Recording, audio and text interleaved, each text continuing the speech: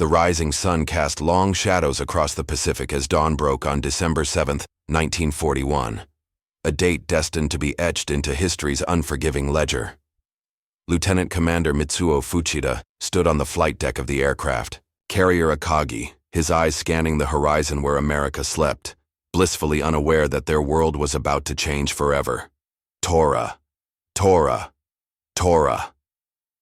The code words would soon crackle through the radio frequencies, signaling to the Japanese fleet that complete surprise had been achieved, but that moment still lay ahead. For now, Fuchida contemplated the immense responsibility that weighed upon his shoulders as he prepared to lead the first wave of the attack on the American naval base at Pearl Harbor. The path to this fateful morning had been long and winding, paved with diplomatic failures and economic sanctions. Japan, a resource-poor island nation with imperial ambitions, had found itself increasingly isolated on the world stage. The American oil embargo imposed in July 1941 had been particularly devastating, threatening to strangle Japan's military capabilities within 2 years. Admiral Isoroku Yamamoto, commander-in-chief of the combined fleet, had reluctantly conceived the daring plan.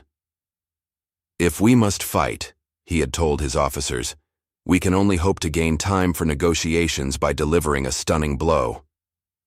Yet privately, he harbored deep reservations. Having studied at Harvard and served as naval attaché in Washington, Yamamoto understood American industrial might better than most of his colleagues. "If we attack the United States," he had warned Prime Minister Fumimaro Konoe, "we will win for 6 months or a year, but after that, I have no expectation of success." Context taken from At Dawn We Slept, The Untold Story of Pearl Harbor by Gordon W. Prange. Across the vast Pacific, Pearl Harbor stirred to life under the Hawaiian sun. For the sailors and soldiers stationed there, it was to be another peaceful Sunday in paradise. Many were still asleep in their bunks. Others prepared for church services or leisurely breakfasts. A few were already at their posts, monitoring. Radar screens are standing watch over the magnificent battleships arranged in neat rows along Battleship Row. Admiral Husband E. Kimmel, Commander-in-Chief of the U.S. Pacific Fleet, had received warnings of possible Japanese aggression. But like many American military leaders, he expected any attack to fall on the Philippines or British Malaya. The Sihi, Hawaiian Islands seemed too distant, the logistical challenges of striking them too great. This conventional wisdom would soon be shattered with devastating consequences. In Tokyo, Emperor Hirohito had given his reluctant blessing to the operation after months of failed diplomacy. The Imperial Conference had made its fateful decision. Japan would go to war with the United States, Great Britain, and the Netherlands. The formal declaration of war would be delivered to the Americans shortly before the attack, though bureaucratic. Delays would ultimately prevent this, adding treachery to the list of American grievances. As Fuchida prepared to take off from the Akagi, the tension was palpable. 183 aircraft were being readied for the first wave: torpedo bombers, dive bombers, horizontal bombers, and fighters. Their targets had been meticulously selected: the battleships, airfields, and oil storage facilities that gave the Pacific Fleet its strength. The 6 Japanese aircraft carriers, Akagi, Kaga, Soryu, Hiryu, Shokaku, and Zuikaku, had approached Hawaii in complete radio silence, navigating through stormy northern waters where American patrols were sparse. It was a masterpiece of planning and execution, orchestrated by Admiral Chuichi Nagumo, commander of the 1st Air Fleet. Now, as the moment of action approached, thousands of men on both sides stood on the precipice of history, unaware that the next few hours would forever alter the course of the 20th century and catapult America into the Second World War. The roar of aircraft engines shattered the morning calm as Lieutenant Commander Fuchida led the first wave of Japanese warplanes toward Pearl Harbor. At 6:45 a.m., the USS Ward dropped depth charges on a Japanese midget submarine attempting to slip into the harbor, the first shots fired by Americans on that fateful day. Yet this alarm bell went largely unheeded, lost in the bureaucratic fog of peacetime military procedures. At 7:16 a.m., Privates Joseph Lockard and George Elliott detected a large group of aircraft on their radar screen at the Opana Point Station. Their lieutenant dismissed the sighting, assuming it was a squadron of American B-17 bombers due to arrive from California. This tragic misinterpretation sealed Pearl Harbor's fate. At 7:55 a.m., Fuchida's finger pressed the trigger of his signal flare gun.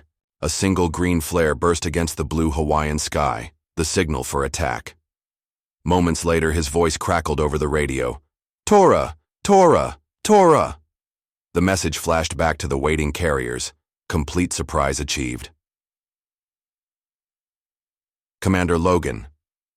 Ramsey was crossing the operations office at the Ford Island Command Center when the first explosion shook the building.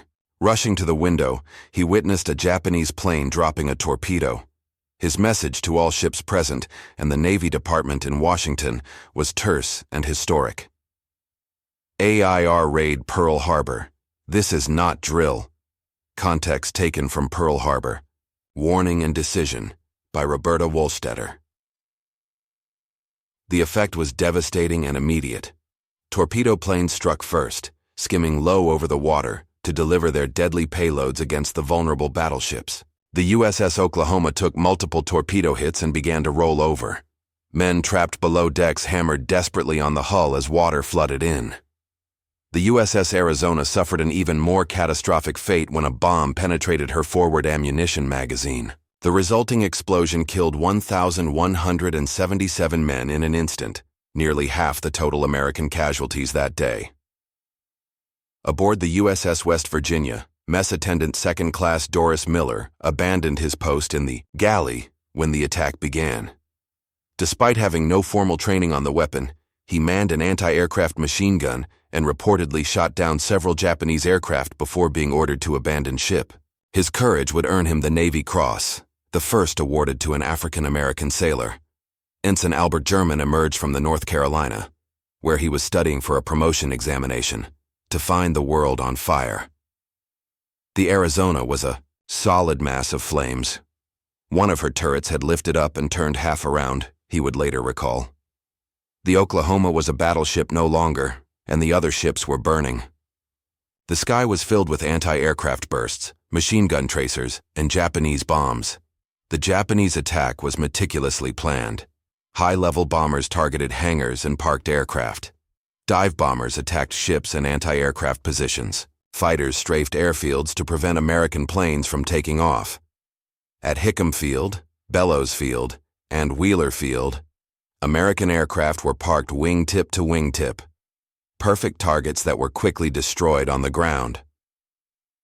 Lieutenant Yoshio Shiga led a formation of dive bombers against Battleship Row. "As we approached," he would later write, "I was impressed by the majesty of your battleships. Then I was horrified by what we were about to do to them."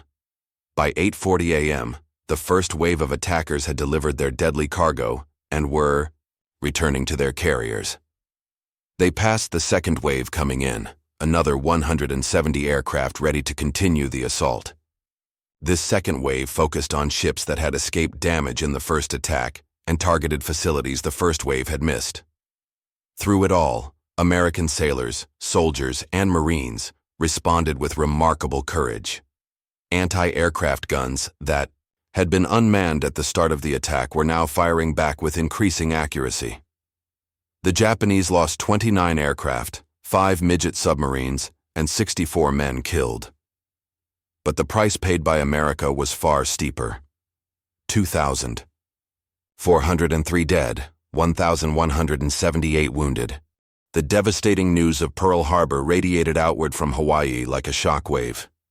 In Washington, D.C., President Franklin Delano Roosevelt was having lunch with his close advisor Harry Hopkins when Navy Secretary Frank Knox called with the first reports of the attack. Hopkins initially refused to believe it, suggesting it must be a mistake. The president knew better. "No," Roosevelt said grimly. "The Japanese are very meticulous. If they say they have attacked, they have." As confirmation arrived throughout the afternoon, the administration sprang into action. Cabinet secretaries were summoned, military commands went on high alert, and the president began drafting the speech that would define this moment for the American people and for history. On Capitol Hill, The mood was one of stunned disbelief followed quickly by unified resolve. Senator Tom Connally of Texas, upon hearing the news, declared, "This means war." For a nation that had remained steadfastly isolationist, despite years of war in Europe and Asia, the shock of direct attack swept away all hesitation. Context taken from Franklin D. Roosevelt and American Foreign Policy, 1932-1945, by Robert Dallek. On December 8, 1941, President Roosevelt stood before Congress. Using a cane and supported by his son James, he positioned himself at the podium and gazed out at the assembled legislators, Supreme Court justices, and cabinet members. The speech he delivered was brief, just 6.5 minutes, but it ranks among the most consequential in American history. Yesterday, December 7, 1941, a date which will live in infamy, the United States of America was suddenly and deliberately attacked by naval and air forces of the Empire of Japan, Roosevelt began. His voice resonated with controlled anger as he detailed the unprovoked and dastardly attack and asked Congress for a declaration of war. The response was immediate and nearly unanimous. Within hours, the Senate voted 82-0 and the House 388-1 in favor of war. The lone dissenter, Representative Jeanette Rankin of Montana, had also voted against entering World War I. "As a woman, I can't go to war," she stated, "and I refuse to send anyone else." Across America, the public reaction was equally decisive. Men lined up at recruiting stations in such numbers that staff could not process them all. "Remember Pearl Harbor" became a rallying cry that would sustain the nation through the difficult years ahead. Civil defense organizations saw a surge in volunteers. Factory workers pledged to increase production for the war effort. Admiral Yamamoto's prediction about awakening a sleeping giant proved prophetic. American industrial might began its transformation to war production at a scale that would eventually dwarf all other combatants combined. Automobile factories retooled to produce tanks and aircraft.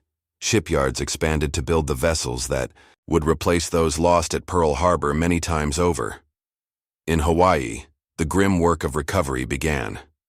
Rescue teams worked desperately to save men trapped in capsized ships. Some remained alive for days, tapping on hulls until their oxygen ran out. The USS Oklahoma would be righted in a massive salvage operation, though she would never sail again. The Arizona would be left where she sank, too damaged to raise and too sacred to disturb. Her wreck later becoming the solemn memorial that millions now visit each year. Admiral Husband Kimmel and Lieutenant General Walter Short, the Navy and Army commanders at Pearl Harbor, were relieved of duty on December 17th. Both would face investigations questioning their preparedness and response. Though neither was court-martialed, their careers were effectively ended. Meanwhile, Japanese forces surged across the Pacific. Within days of Pearl Harbor, they attacked the Philippines, Guam, Wake Island, Hong Kong, Singapore, and Malaya. String of Japanese victories would continue well into 1942, creating an empire that stretched from the Indian Ocean to the Central Pacific. But the attack on Pearl Harbor, while tactically brilliant, contained the seeds of strategic failure. The Japanese had focused on battleships, which symbolized naval power but were increasingly obsolete in the age of aircraft carriers. Critically, all 3 American carriers assigned to the Pacific Fleet, Enterprise, Lexington, and Saratoga, were absent from Pearl Harbor during the attack. This stroke of fortune would prove decisive in the naval war to come. In the immediate aftermath of Pearl Harbor, Japan seemed unstoppable. The Philippines fell after General Douglas MacArthur was forced to retreat to Australia with his famous promise, "I shall return." Singapore, Britain's supposedly impregnable fortress in Asia, surrendered in what Prime Minister Winston Churchill called the worst disaster and largest capitulation in British history. By May 1942, Japan controlled a vast empire, spanning much of East and Southeast Asia. Yet even as these conquests continued, the strategic landscape was shifting. American industrial production was ramping up at an astonishing pace. President Roosevelt called for the construction of 50,000 aircraft in 1942 alone, a figure that Japanese military planners considered absurdly impossible. until American factories exceeded it by nearly 15,000. Admiral Chester Nimitz, who replaced Kimmel as Commander-in-Chief of the Pacific Fleet, began rebuilding his forces around aircraft carriers rather than battleships. This pivot to carrier warfare would prove decisive in the Pacific theater, where vast oceanic distances made naval air power the dominant factor. Context taken from The Pacific War, 1941 to 1945 by John Costello. The first major test came at the Battle of the Coral Sea in May 1942. For the first time in naval history, two fleets fought entirely with aircraft, never sighting each other directly. Though tactically a draw with each side losing one carrier, the battle was a strategic American victory that halted Japan's southern advance toward Australia. 1 month later came the decisive Battle of Midway. American codebreakers had partially broken the Japanese naval code, giving Admiral Nimitz advanced knowledge of the planned attack on Midway Atoll. Outnumbered in ships, but armed with this crucial intelligence, American carrier pilots caught the Japanese fleet by surprise. In just 5 minutes on the morning of June 4, 1942, American dive bombers destroyed 3 Japanese carriers. A fourth would be sunk before the day ended. Lieutenant Commander John Waldron led Torpedo Squadron 8 in an attack that cost almost all their lives but helped set up the decisive dive bomber strikes. Before taking off, he had told his men, "If there is only one plane left to make a final run-in, I want that man to go in and get a hit." Their sacrifice exemplified the determination that would carry America to victory. Admiral Yamamoto had indeed awakened a sleeping giant.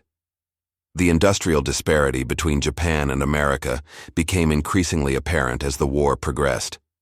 By 1943, America was building almost 100 aircraft carriers of all types, a rate Japan could not begin to match. While Japan struggled to replace pilots lost at Midway, American training programs were producing thousands of new aviators. The recapture of territories lost after Pearl Harbor began with Guadalcanal in August 1942, where Marines fought a desperate battle against Japanese forces trying to establish an airfield. The island-hopping strategy developed by Admiral Nimitz and General MacArthur allowed American forces to bypass strongly held Japanese positions, cutting them off from supply and reinforcement. On the home front, the mobilization was equally impressive. Women entered the workforce in unprecedented numbers, taking jobs in defense plants that had traditionally been reserved for men. The iconic Rosie the Riveter became a symbol of this transformation. Rationing of gasoline, rubber, and certain foods became a fact of daily life as the nation channeled its resources toward the war effort. Pearl Harbor itself was transformed from a scene of destruction to a hub of the Allied war machine, salvage. Operations continued throughout 1942, with several damaged battleships being raised, repaired, and returned to service. The naval base expanded dramatically, becoming the launching point for operations across the Central Pacific. For the men who had survived the attack, there was a burning desire for revenge. Many would participate in the island campaigns, the liberation of the Philippines, and ultimately the final operations against Japan itself. Their battle cry remained, "Remember Pearl Harbor," a phrase that encapsulated both the trauma of that December morning and the determination it had unleashed. By 1943, the strategic initiative in the Pacific had decisively shifted. American shipyards were launching new vessels at a rate that astounded even the most optimistic war planners. The Essex-class aircraft carriers, Fletcher-class destroyers, and Liberty ships poured from production lines in numbers that made Japanese losses irreplaceable by comparison. The technological gap widened as well. American aircraft like the F-6F Hellcat and F-4U Corsair established clear superiority over the once feared Japanese Zero. Radar became increasingly sophisticated, providing crucial early warning and targeting information.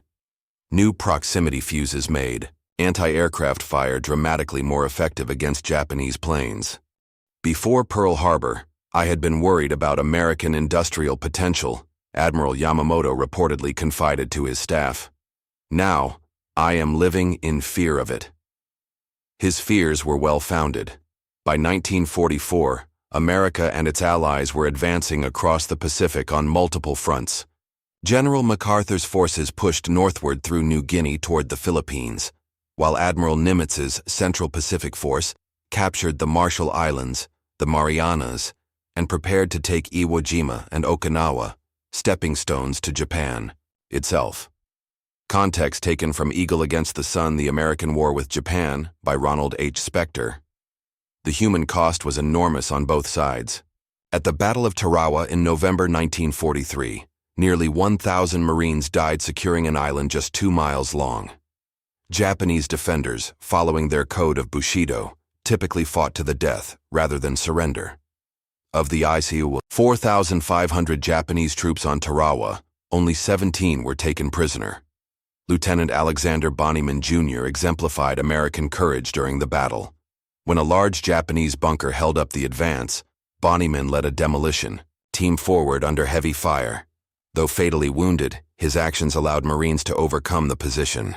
He was posthumously awarded the Medal of Honor, one of many such stories of sacrifice that marked the Pacific Campaign. In June 1944, the Battle of the Philippine Sea resulted in such one-sided American aerial victory that it became known as the Great Marianas Turkey Shoot. Japanese naval aviation never recovered from the loss of hundreds of aircraft and their irreplaceable trained pilots. The liberation of the Philippines began in October 1944 with the landing on Leyte. As American forces waded ashore, General MacArthur fulfilled his famous promise, "People of the Philippines, I have returned." The subsequent Battle of Leyte Gulf became the largest naval battle in history, resulting in decisive American victory. By early 1945, American bombers were within range of the Japanese home islands. The strategic bombing campaign intensified, culminating in the devastating firebombing of Tokyo in March that killed more than 100,000 people in a single night. Throughout this inexorable advance, the memory of Pearl Harbor remained a powerful motivating force. Many ships built after the attack were named for men, ships, or locations associated with that day. The USS Arizona's bell was salvaged and installed at the U.S. Naval Academy, where it is rung only after Navy defeats Army in their annual football. For Japanese Americans, the aftermath of Pearl Harbor brought profound injustice. Executive Order 9066, signed by President Roosevelt in February 1942, authorized the internment of approximately 120,000 people of Japanese ancestry, 2/3 of whom were American citizens. Despite this treatment, many Japanese American men volunteered for military service. The 442nd Regimental Combat Team, composed almost entirely of Japanese Americans, became the most decorated unit of its size in American military history. American forces prepared for the invasion of Japan itself, an operation expected to cost hundreds of thousands of lives on both sides. Scientists worked on a secret weapon that would render such an invasion unnecessary. The atomic bombs dropped on Hiroshima and Nagasaki in August 1945 finally ended the war that Pearl Harbor had begun. On September 2, 1945, the formal Japanese surrender took place aboard the USS Missouri in Tokyo Bay. Admiral Nimitz signed for the United States, while General MacArthur presided over the ceremony as Supreme Commander of the Allied powers. Symbolically, the Missouri was anchored near the spot where Commodore Matthew Perry had first forced Japan to open to Western trade in 1854, closing a historical circle. For many Americans, particularly the survivors of Pearl Harbor, the surrender brought a sense of justice fulfilled. Fleet Admiral Chester Nimitz perhaps expressed it best: "Pearl Harbor has been fully avenged." The final cost of the Pacific War was staggering. Japan had lost nearly 3 million people, including hundreds of thousands of civilians. America suffered over 100,000 military deaths in the Pacific theater. The war permanently altered the geopolitical landscape, ending Japan's imperial ambitions and establishing the United States as the dominant power in the Pacific, a position it maintains to this day. Context taken from Pearl Harbor, Final Judgment, by Henry C. Clausen and Bruce Lee. In the years following the war, Pearl Harbor transformed from a scene of destruction to a place of solemn remembrance. The most visible symbol became the USS Arizona Memorial, which spans the mid-portion of the sunken battleship. Dedicated in 1962, it attracts more than 2 million visitors annually. Oil still seeps from the Arizona's ruptured fuel tanks, what survivors call the Tears of the Arizona, a ghostly reminder of the violence that occurred there. The attack fundamentally changed America's position in world affairs. The isolationism that had characterized much of American foreign policy in the interwar years was permanently abandoned. In its place came a commitment to international engagement that would define the American century. The United Nations, NATO, and the post-war security architecture all arose from the lessons of Pearl Harbor and the global conflict it triggered. For the men who survived that Sunday morning, Pearl Harbor remained the defining moment of their lives. Many formed the Pearl Harbor Survivors Association, which held annual reunions until 2011, when age and dwindling numbers forced its dissolution. Their first-hand accounts provided invaluable historical documentation of the attack. Ray Emery, who had been a seaman on the USS Honolulu during the attack, dedicated decades of his life to identifying unknown casualties buried in the National Memorial Cemetery of the Pacific. Through painstaking research, he helped put names to many who had rested in graves marked only unknown. At age 97, he returned to Pearl Harbor in 2018 for a final salute from the Navy before moving to the mainland. The intelligence failures that allowed the attack to succeed prompted a complete overhaul of American information, gathering and analysis. The Central Intelligence Agency and the National Security Agency both traced their organizational DNA to the lessons learned from Pearl Harbor. "Never again" became the watchword for the intelligence community, a promise that America would never again be caught so unprepared. In Japan, the legacy is more complex. For decades after the war, Japanese textbooks and official histories minimized or glossed over the attack's surprise nature. Only in recent years has there been greater acknowledgement of the full historical record. Joint commemorations now sometimes include Japanese representatives, marking how former enemies have become allies. Admiral Yamamoto's prediction that Japan could not win a prolonged war against the United States proved tragically accurate. He himself did not live to see the war's end, killed when American P-38 fighters, acting on decoded intelligence, intercepted his transport plane in April 1943. The famous words attributed to Yamamoto after Pearl Harbor, "I fear all we have done is to awaken a sleeping giant and fill him with a terrible resolve," may be apocryphal, but they capture an essential truth. The attack that was meant to neutralize American power in the Pacific instead unleashed industrial and military might on a scale previously unimaginable. Today, as the last survivors of Pearl Harbor pass into history, their testimony gives way to memorials, museums, and the historical record. The USS Arizona Memorial, the USS Missouri, and the Pearl Harbor National Memorial collectively ensure that future generations will remember what happened on that Sunday morning in December. The lesson of Pearl Harbor resonates beyond military history. It stands as a testament to how a nation can absorb a devastating blow, rally its strength, and ultimately prevail through unity of purpose. As President Roosevelt told the nation on December 9, 1941, "With confidence in our armed forces, with the unbounding determination of our people, we will gain the inevitable triumph. So help us God."